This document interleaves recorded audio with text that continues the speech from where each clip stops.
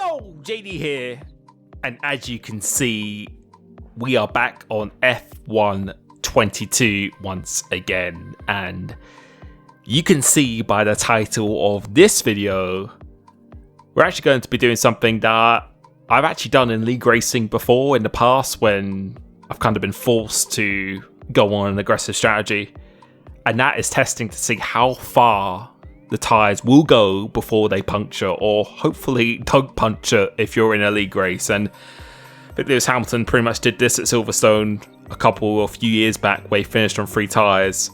We're going to try the same thing here at Silverstone since it is that track this weekend. And you can see first we're going to try it with reduced car damage, because this is what most leagues do use. They either use reduced or standard most of the time, but quite often it is reduced. And then afterwards we're actually going to try a second time, and we're going to try realistic damage to see if that makes any difference. And in the past with reduced, sometimes it was actually impossible to even get a puncture as well on previous F1 games. So we set it to equal cars here. We've turned down the AI to 80% because I haven't actually gone against the AI yet until this point. So I don't know how quite good they are. A lot of people say they're quite good, so we're going to find out. And I'm actually using preset 4 setup as well, so we're using a default setup. The only thing I've changed is the brakes to 50% bias, and that is it. So yeah, this is just a little bit of a test here to see what the tyre scaling or what the tyre model is actually like, and if there is any difference. Like I said on previous F1 games, if you're on reduced, that's where we had our first encounter with the AI there, which is great. But yeah, on reduced, sometimes it was actually impossible to even get a puncture. But if you were running on standard or full damage, then usually if you're on the soft tyre, like the option tyre for each track, usually you couldn't get away with getting above 80% most of the time. So I was quite interested to see, because this is also a good test for when I do league racing, which will be starting in the next couple or few weeks time, which I can't wait for. This will actually be some good information to see what the tyres are like itself. And you can see we are on a 50% race distance here, in case the 25% isn't long enough. And yeah, let me know what your thoughts are of the game so far as well. Are you enjoying it? Is it better than expected? What do you think of the AI as well? A lot of people have comments about that, and yeah, most of the time I've read that people have found them quite difficult as well. But yeah, any opinion you have on this game, whether it's the AI, your online experience, handling, please let me know down in the comments below. But yeah, this AI at the moment, the 80, doesn't seem particularly challenging.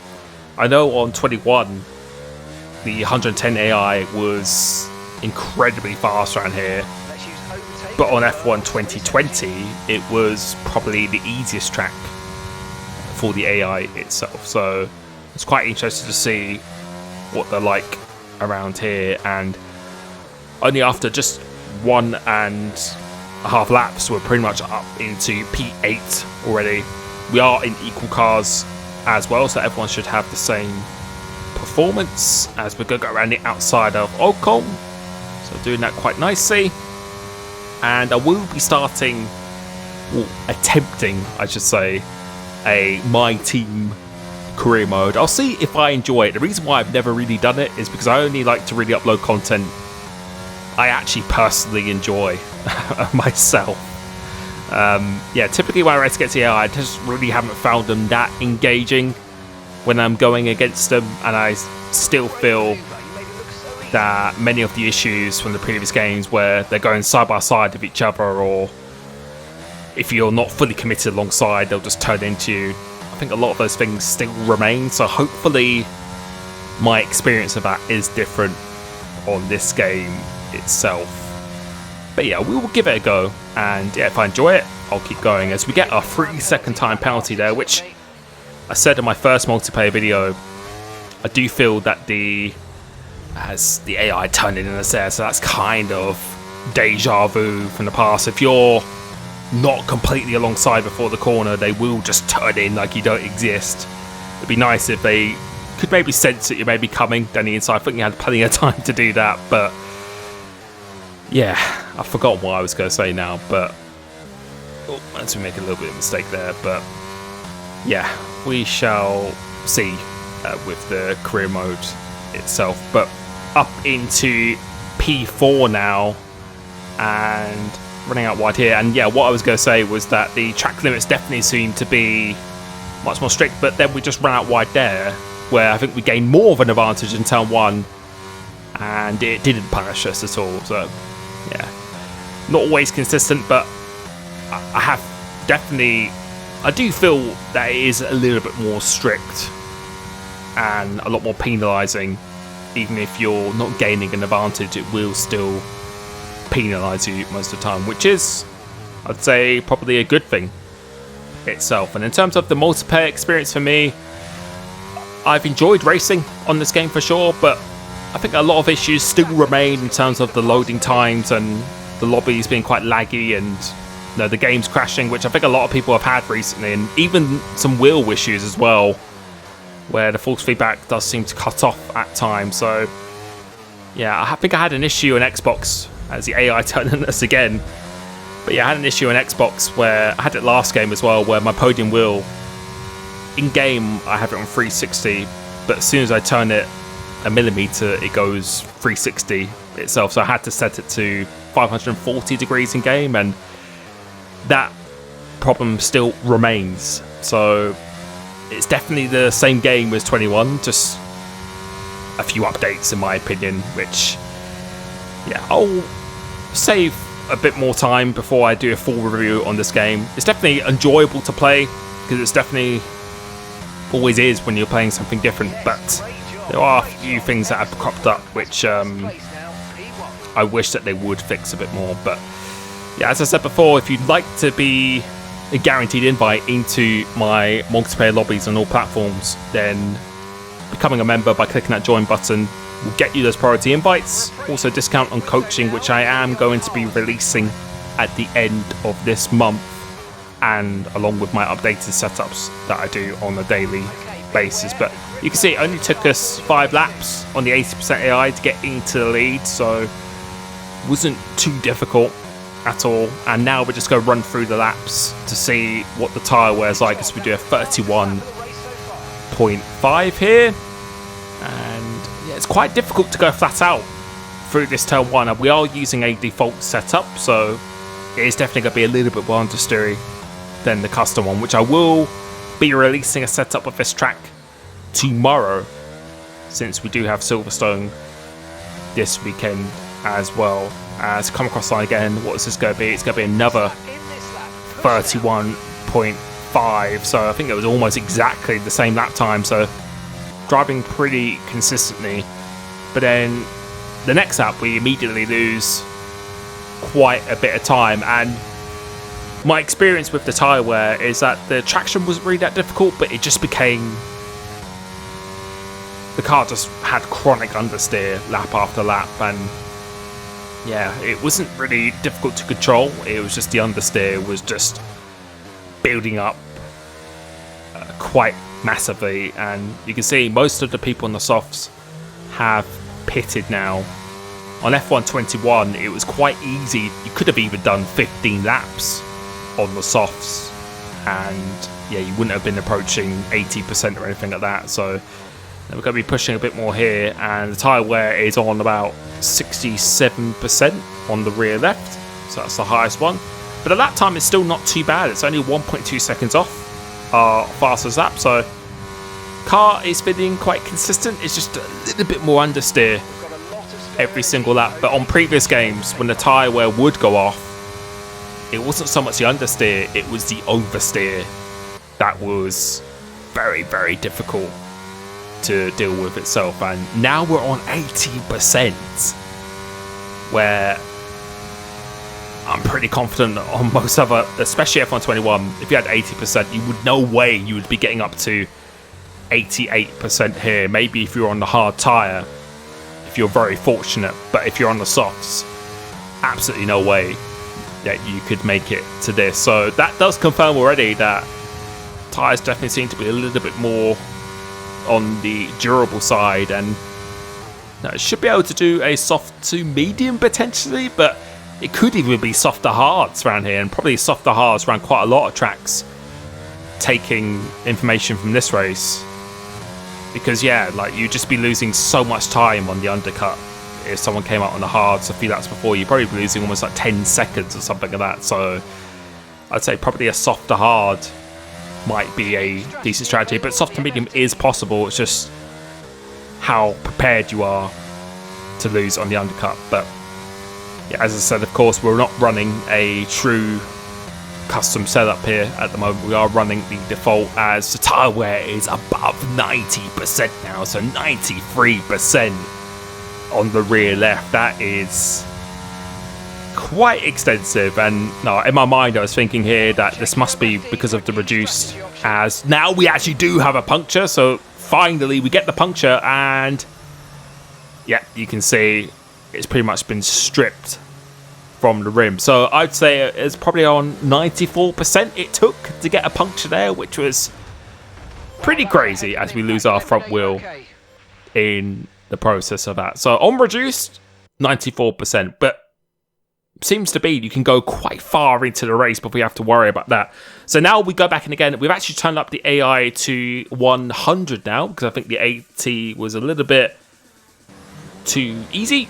And now we've changed the damage to realistic to see if this makes any difference whatsoever. So we've got 5 lights, and as they go out now, go try and do the same thing again.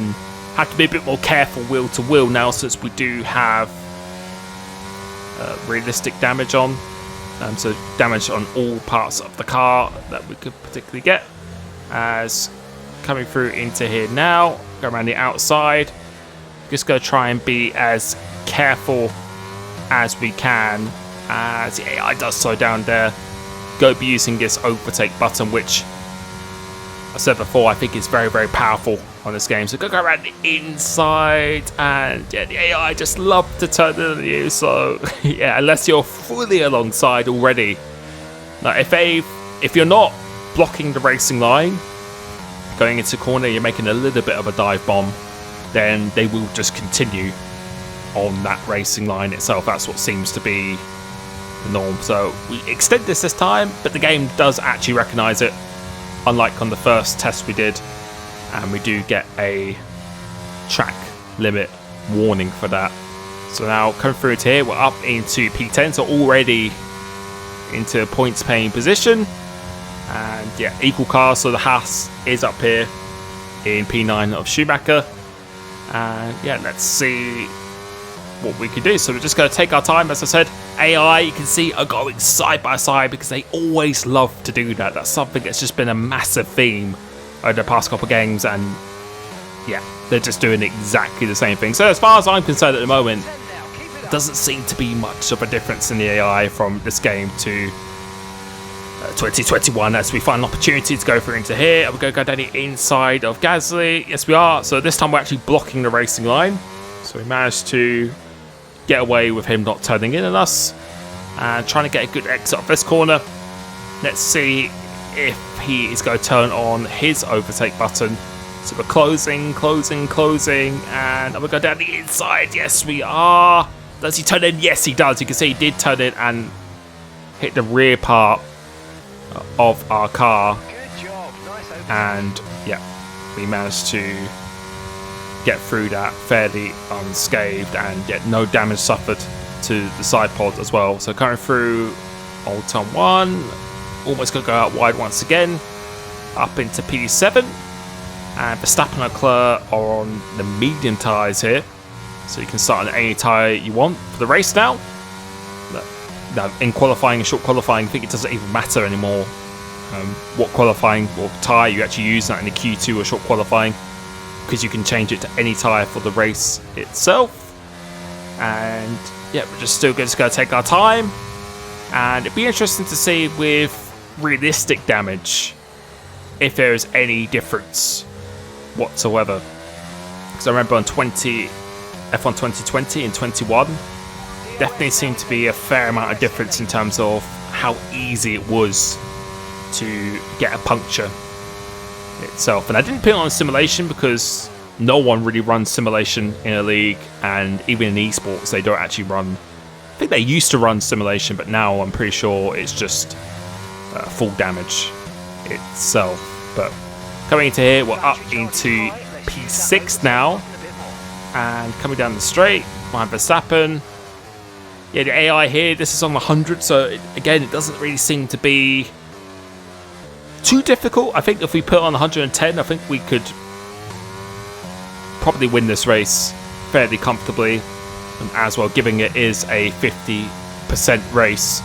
Just going through the old time one once again, getting a pretty good launch coming off here, and let's see what we can do with the DRS going down the hangar straight. So again, I'm just trying to drive as consistently as I can, not trying to really stress out the tyres too much at this stage, as we're just going to sit behind, so we're not even going to use the overtake button going down this straight.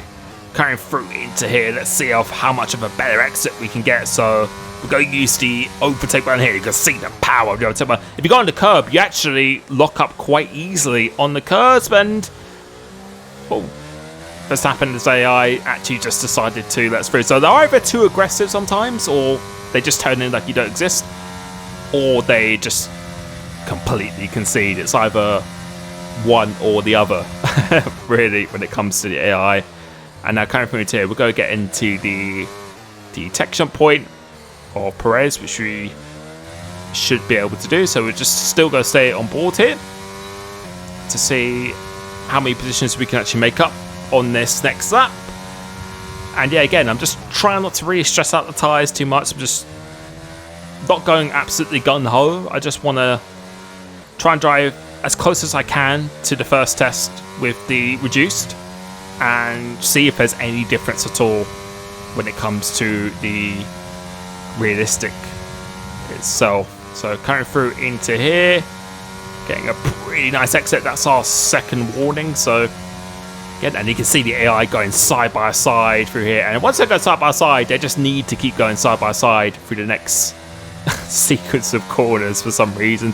But we get a pretty nice exit coming up here. We're going to use the overtake button now, and you can see it's just absolutely crazy how powerful it is if the car ahead of you is not using it.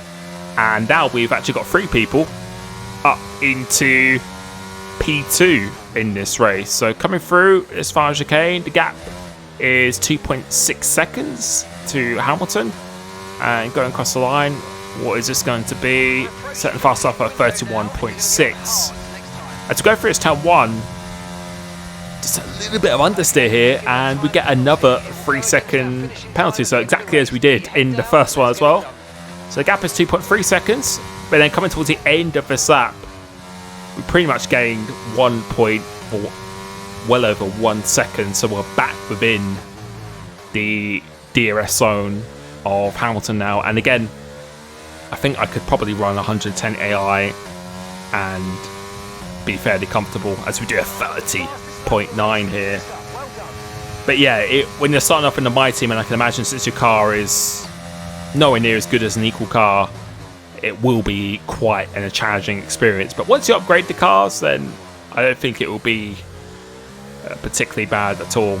Really depends how quickly you can progress through the My Team career, which I will give a go, and I'll see if I enjoy it. And yeah, if I do enjoy it, that'd be great, because it'll be pretty interesting to see how far and how much we can actually upgrade the car itself. But coming off the exit onto the hangar straight, getting a DRS zone, and I don't think we're even going to be using the overtake button here, so we're just going to purely rely on the DRS, and we get that move done pretty nicely. So up into the lead of the race itself, and we're just going to be doing exactly what we did before, where the AI have now pitted out, and we're just going to go as long as we can, driving as consistently as we can. So I think it was lap 13 at 94% is when our tyres got punctured. As you can see, that graphic down there indicates when you're on about 60% tyre wear. So that's the first time you get that, is when you're on 60%. And we'll keep an eye on that. But the handling, the only thing I noticed is that my force feedback got a little bit weaker as the tyres were going off. So didn't have as much feeling in the car. In terms of the traction, it was a little bit more difficult, but nothing that wasn't manageable. But it was just the understeer. The understeer just became worse and worse. But the lap time isn't too bad at all. As we're coming across the line here, it's a 32.4, so really not too bad. 1 and a bit seconds away from our fastest lap, and we were still almost able to go flat out going through the turn 1 as well. You can see again, no real issue with the traction at all, as we do another 32.6, so lapping within 2 tenths as we did previously. Let's go for this turn 1. We have to do a little bit of a lift now, and you can see now the tyres are on about 82% of the wear itself, and we did a 33.5, so quite a big drop off from the previous lap and running out wide again. So the understeer is getting worse, but going through the corners here, really not too bad. It's just, yeah, just can't go quite as fast as I did before. But in terms of the car feeling uncontrollable, that certainly wasn't the case. But as I say that, that was our first moment that we did have a bit of a snap and a little bit of a reminder. But as we go through the old turn 1 into Maggots and Beckett's, this is where we had the puncture, but we did it a lap later. So it looks like the tyre wear is pretty much exactly the same as we had in the first test we had. So coming onto the hanger straight, no puncture this time, but now we do have a puncture on the front left, and you can see it took a little while for it to come into effect, and now it's actually coming off the wheel rim, the carcass itself, and that was on around, I'm going to say 88% or 89%, something like that. So a little bit less, so maybe the cutoff could be around 80% or 85% above, which is definitely significantly higher than the previous games itself. So that was just a little bit of a test, really, to see what the car feels like, to see how durable the tyres are and what actually happens and what percentage it happens as well. So I hope you enjoyed that little test. Please let me know what you think of the game itself. As going into the pits here, I still have no idea how to do this as well. But yeah, hopefully you enjoyed this. Hopefully you enjoyed this weekend's Grand Prix. I won't be uploading any setups over the weekend. I'll be leaving it just to weekdays only, but I should be having content every single day. So make sure you subscribe for future F1 22 hot lap and setups, tutorials, and many more content to come as well. So thank you so much, and I will catch you very, very soon. Peace. Okay, mate, I'm afraid that's race over. The stewards have black flagged you.